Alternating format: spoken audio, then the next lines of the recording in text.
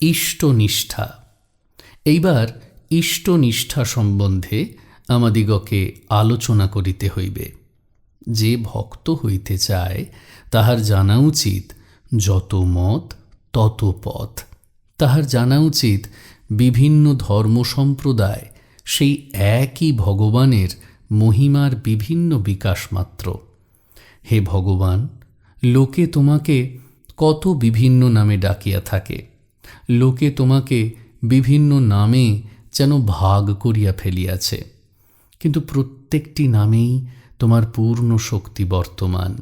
যে উপাসক যে নামে উপাসনা করিতে ভালোবাসে, তাহার নিকট তুমি সেই নামের ভিতর দিয়াই প্রকাশিত হও।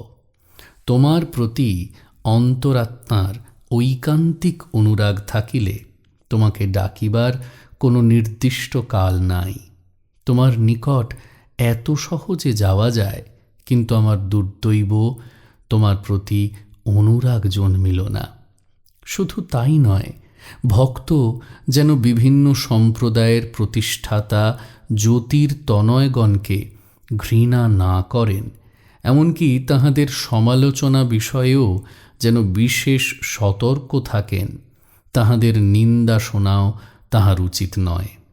অবশ্য এমন লোক অতি অল্পই আছেন যাহারা উদার, সহানুভূতি সম্পন্ন, অপরের গুণ গ্রহণে সমর্থ, আবার গভীর ভগবৎ প্রেম সম্পন্ন।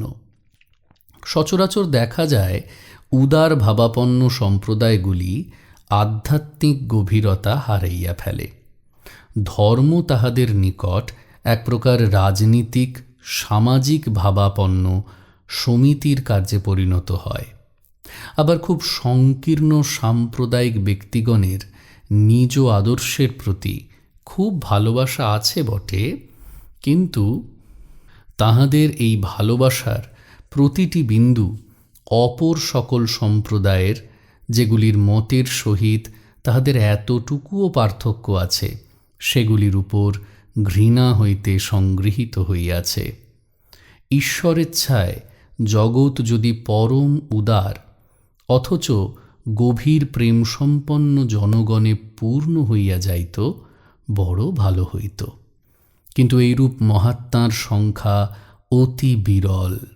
তথাপি আমরা জানি জগতের অনেককে এই আদর্শে শিক্ষিত করা সম্ভব, আর ইহার উপায় এই ইষ্টনিষ্ঠা। প্রত্যেক ধর্মের প্রতিটি সম্প্রদায় মানুষকে শুধু নিজের আদর্শটি দেখাইয়া দেয়, কিন্তু সনাতন বৈদান্তিক ধর্ম ভগবানের সেই মন্দিরের অভ্যন্তরে প্রবেশ করিবার অনন্ত দ্বার খুলিয়া দেন এবং মানবের সমক্ষে প্রায় অসংখ্য আদর্শ স্থাপন করেন। সেই আদর্শগুলির প্রত্যেকটিই সেই অনন্ত স্বরূপের এক একটি বিকাশ মাত্র।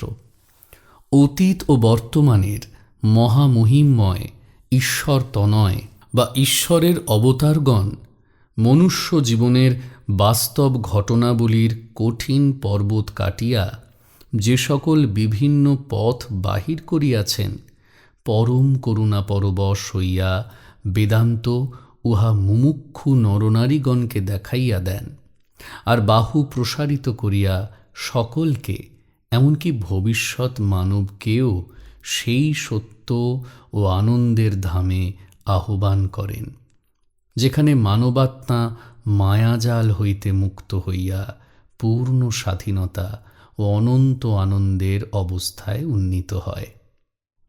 ভক্তিযোগ এই রূপে ভগবৎ প্রাপ্তির বিভিন্ন পথগুলির একটিকেও ঘৃণা বা অস্বীকার করিতে নিষেধ করেন। তথাপি গাছ যতদিন ছোট থাকে ততদিন বেড়া দিয়া রাখিতে হয়। অপরিণত অবস্থায় নানা প্রকার ভাব ও আদর্শ সম্মুখে রাখিলে ধর্মরূপ কোমল লতিকা মরিয়া যাইবে। অনেক লোক উদার ধর্মভাবের নামে অনবরত ভাবাদর্শ পরিবর্তন করিয়া নিজেদের বৃথা কৌতূহল মাত্র চরিতার্থ করে। নূতন নূতন বিষয় শোনা তাহাদের যেন একরূপ ব্যারাম, একরূপ নেশার ঝোঁকের মতো। তাহারা খানিকটা সাময়িক স্নায়বীয় উত্তেজনা চায়, সেটি চলিয়া গেলেই তাহারা আরেকটির জন্যে প্রস্তুত হয়। ধর্ম তাহাদের নিকট যেন আফিমের নেশার মতো হইয়া দাঁড়ায়, আর ওই পর্যন্তই তাহাদের দৌড়। ভগবান শ্রীরামকৃষ্ণ বলিতেন, আর এক প্রকার মানুষ আছে, তাহারা মুক্তা ঝিনুকের মতো। মুক্তা ঝিনুক সমুদ্রতল ছাড়িয়া 7 নক্ষত্রে পতিত বৃষ্টি জলের জন্য উপরে আসে। যতদিন না ওই জলের একটি বিন্দু পায়, ততদিন সে মুখ খুলিয়া উপরে ভাসিতে থাকে। তারপর গভীর সমুদ্রতলে ডুব দেয়, এবং যে পর্যন্ত না বৃষ্টি বিন্দুটি মুক্তায় পরিণত হয়, সে পর্যন্ত সেইখানেই বিশ্রাম করে। এই উদাহরণে ইষ্টনিষ্ঠা ভাবটি যেরূপ হৃদয়স্পর্শী কবিত্বের ভাষায় ফুটিয়া উঠিয়াছে, আর কোথাও সেই রূপ হয় নাই। ভক্তিপথে প্রবর্তকের এই একনিষ্ঠা একান্ত প্রয়োজন। হনুমানের ন্যায় তাহার বলা উচিত, যদিও লক্ষ্মীপতি ও সীতাপতি পরমাত্মস্বরূপে অভেদ, তথাপি কমললোচন রামই আমার সর্বস্ব।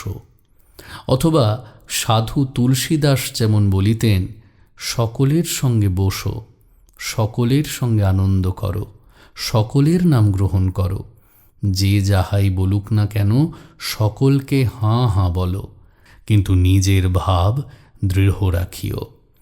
ভক্তিযোগীরও সেই প্রকার আচার অবলম্বন করা উচিত। ভক্তি সাধক যদি অকপট হন, তবে গুরুদত্ত ওই বীজ মন্ত্র হইতেই আধ্যাত্মিক ভাবের সুবৃহৎ বটবৃক্ষ উৎপন্ন হইয়া শাখার পর শাখা ও মূলের পর মূল বিস্তার করিয়া ধর্মজীবনের সমগ্র ক্ষেত্র ছাইয়া ফেলিবে। পরিশেষে প্রকৃত ভক্ত দেখিবেন, যিনি সারা জীবন তাহার নিজের ইষ্টদেবতা, তিনি বিভিন্ন সম্প্রদায়ে, বিভিন্ন নামে, বিভিন্ন রূপে উপাসিত।